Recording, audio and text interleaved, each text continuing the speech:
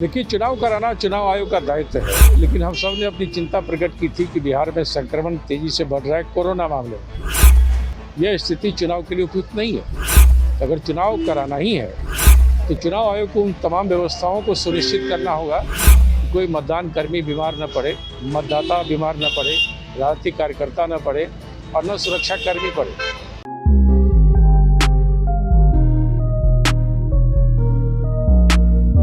नमस्कार, आप भारत लाइव देख रहे हैं। मेरा नाम बिरजू कुमार सिंह है। बिहार में विधानसभा चुनाव होने वाला है। चूँकि एक तरफ कोरोना का संक्रमण लगातार बढ़ रहा है और दूसरी तरफ उत्तर बिहार की स्थिति बाढ़ के कारण काफ़ी भयावह होती जा रही है।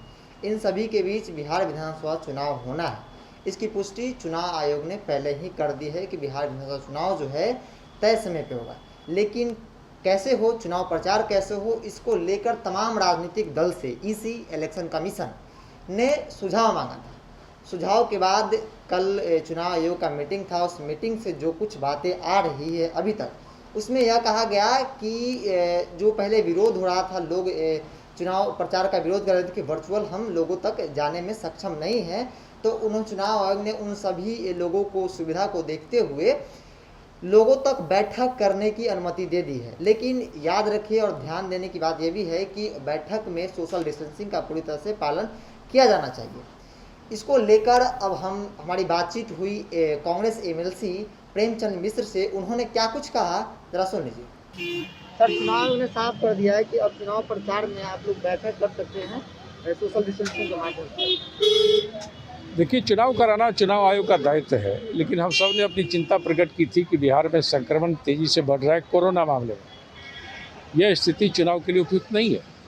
अगर चुनाव कराना ही है तो चुनाव आयोग को उन तमाम व्यवस्थाओं को सुनिश्चित करना होगा कि कोई मतदान कर्मी बीमार न पड़े, मतदाता बीमार न पड़े, राजनीतिक कार्यकर्ता न पड़े और न सुरक्षा कर्मी पड़े। ये बड़ी कठिन परिस्थिति है। पता नहीं चुनाव आयोग के मन में क्या है। मुझे लगता है शायद जदयू और बीजेपी का दबाव होगा। मैं तो अभी भी मानता हूँ कि इस पर चुनाव आयोग को फिर से विचार करना चाहिए। बिहार में चुनाव के लिए अभी परिस्थिति उपयुक्त नहीं है। सर, दलित को लेकर सवाल उठने लगा है। जो अभी पार्टी से निकालेगा उनको, वो कह रहे हैं कि दलित का सम्मान नहीं होता जदयू में। स्वाभाविक है, सरकार के मंत्री थे श्याम रजक जी कल तक। अगर वो इस तरह का आरोप लगा रहे हैं कि उनकी सरकार दलितों के हितों की बात नहीं कर रही थी, ये गंभीर आरोप है।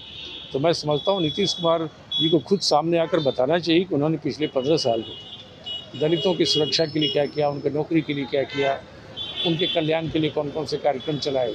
जो श्याम रजक के आरोप है, उस आरोप पर तो मुख्यमंत्री को खुद आकर अपनी बात रखनी चाहिए। सर, कांग्रेस पार्टी में सब कुछ ठीक चल रहा है, क्योंकि अब बातें थोड़ा सा दो तरफ हो रही है। कोई बात दो तरफ नहीं है। हमारी तैयारी चुनाव को लेकर भी है और हमारी अभी प्रायोरिटी कोरोना संक्रमण लोगों को मदद करने को लेकर है। हम उस दिशा में लगे हुए हैं। चुनाव होगा तो चुनाव भी मिलजुल कर लड़ेंगे। हमारा गठबंधन भी ठीक ठाक है और हम जीतेंगे। बढ़ाएं अपना कदम सक्सेस की ओर शिखर करियर इंस्टीट्यूट के साथ। शिखर करियर इंस्टीट्यूट पूर्वी भारत में एकमात्र कोचिंग संस्थान जो एक्सक्लूसिवली है मेडिकल एंट्रेंस एग्जाम के लिए।